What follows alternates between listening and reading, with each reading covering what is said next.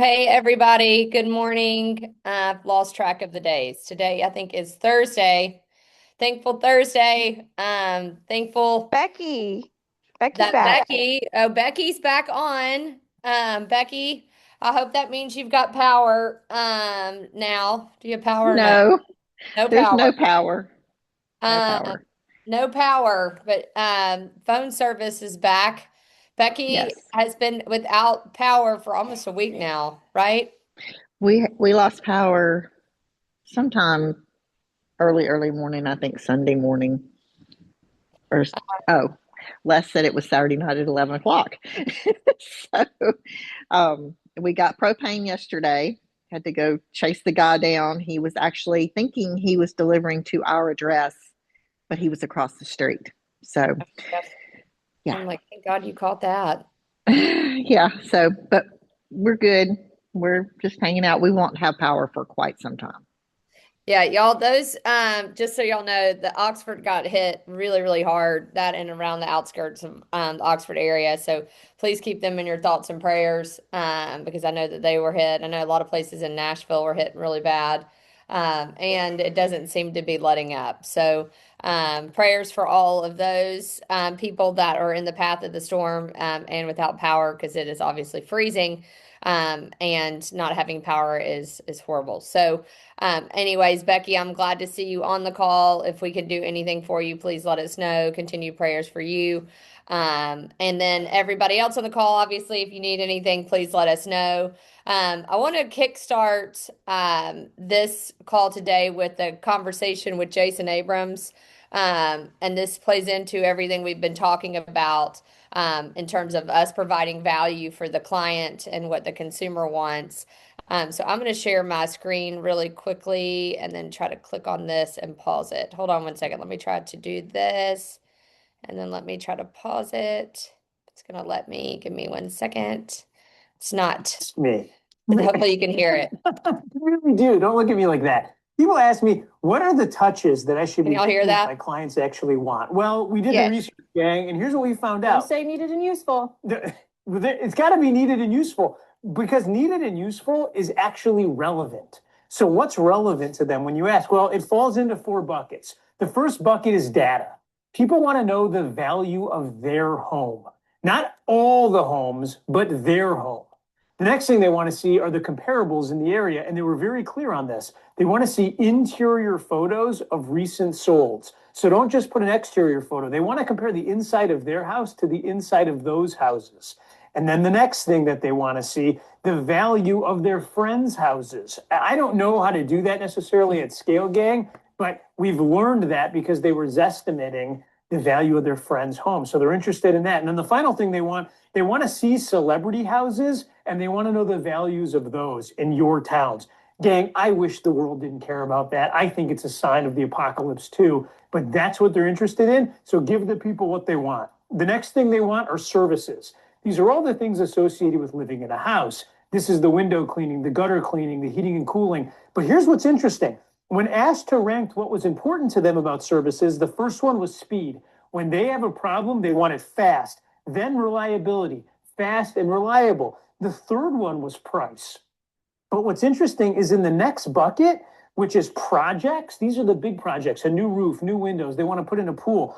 Price now is the first one because these are more expensive, then quality, and then speed. So you got to remember what they want changes based on whether it's a service or a project. And then finally, they want information about their community.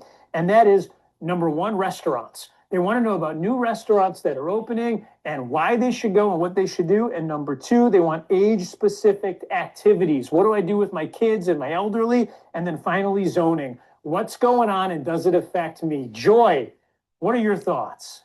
Well, that's good information. All right. What are y'all hearing him say? I want to talk around this. I want to speak on this. So you're hearing exactly what the consumer wants. So what are some things and tools and different platforms that you can use to get this information out to the consumer so that you're the one providing it and not somebody else? Somebody unmute yourself.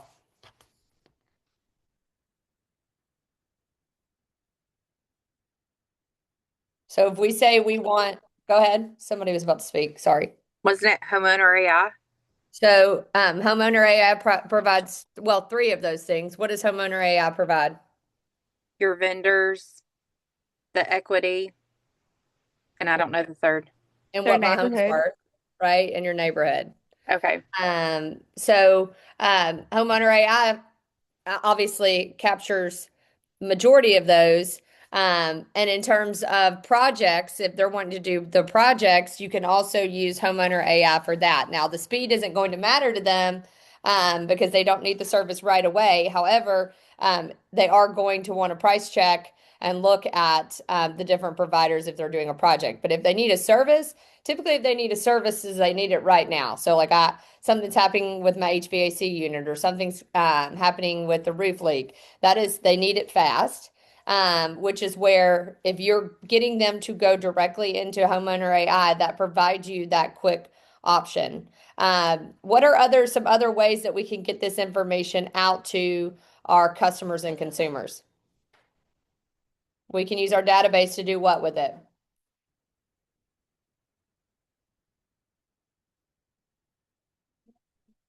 So if I'm going to send out a newsletter, I want to make sure I'm hitting on all these things. We have access to what your home's worth. Here's some interested in a project. This is what we're seeing in terms of cost versus value. Yes, newsletter. If I want to highlight different neighborhoods and different restaurants and things to do, thank you, Linda. Content on social with video. So if we can take this direct to the consumer and provide everything that they're asking for, and you are the resource, they're going to continually come back to you before they go somewhere else and get captured on another website and then eventually not do business with you.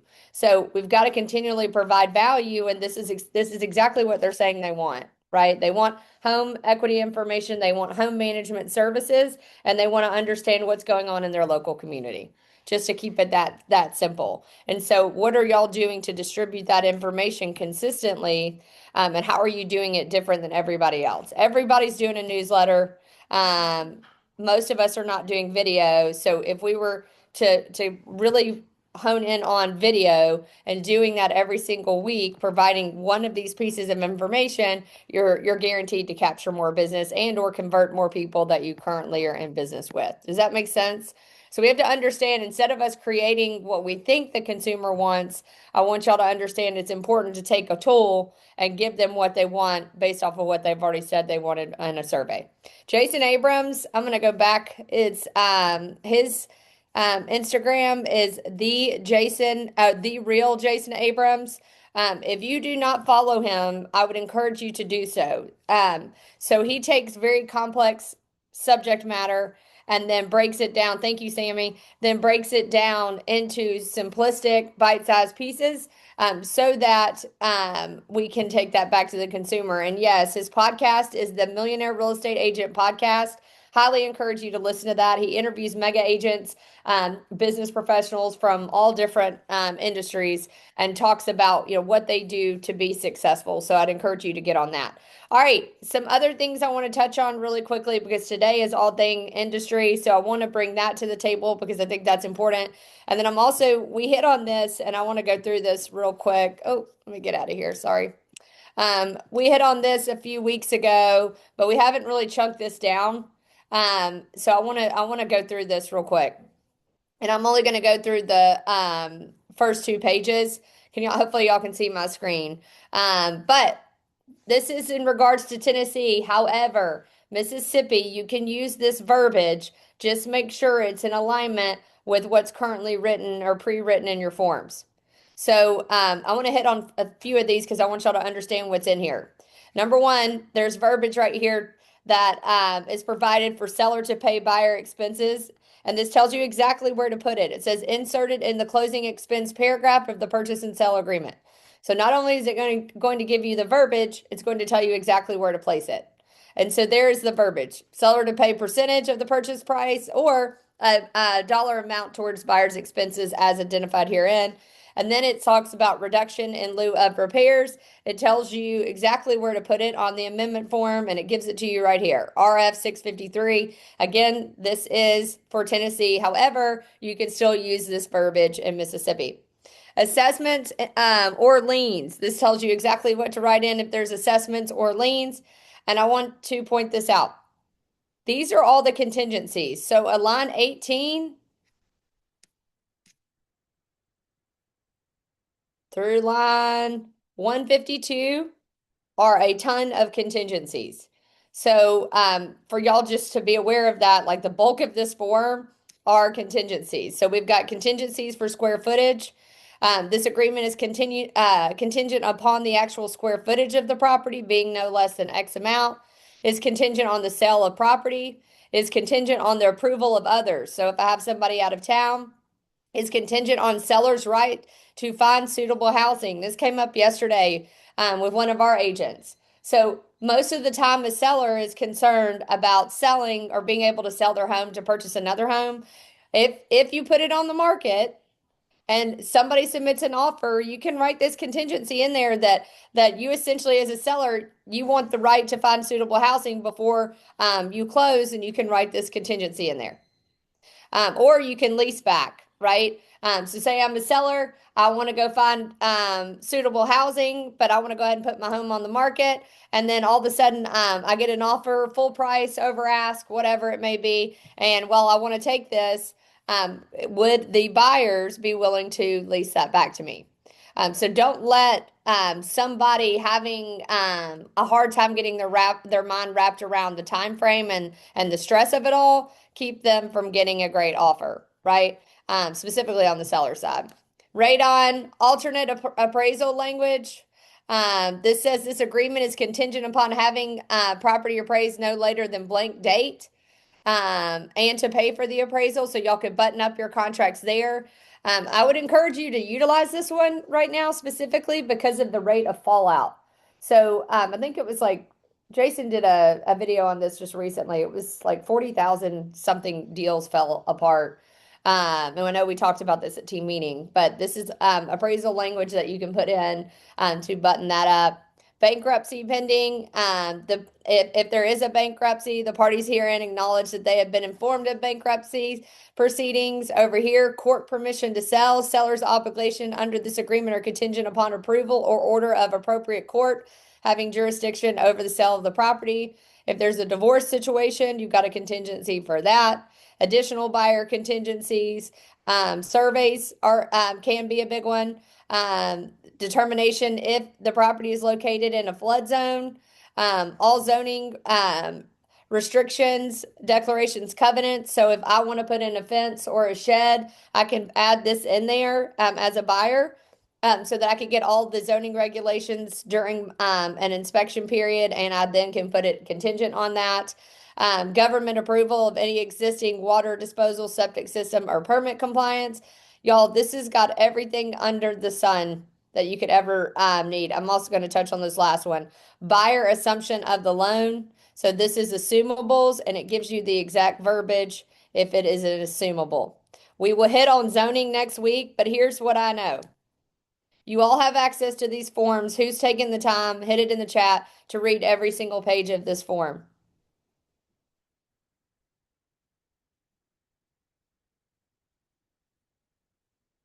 Anyone? No judgment. If I don't read these to y'all, I don't think you're going to take the time to understand what's currently pre-written and available for you for these contingencies and this additional language.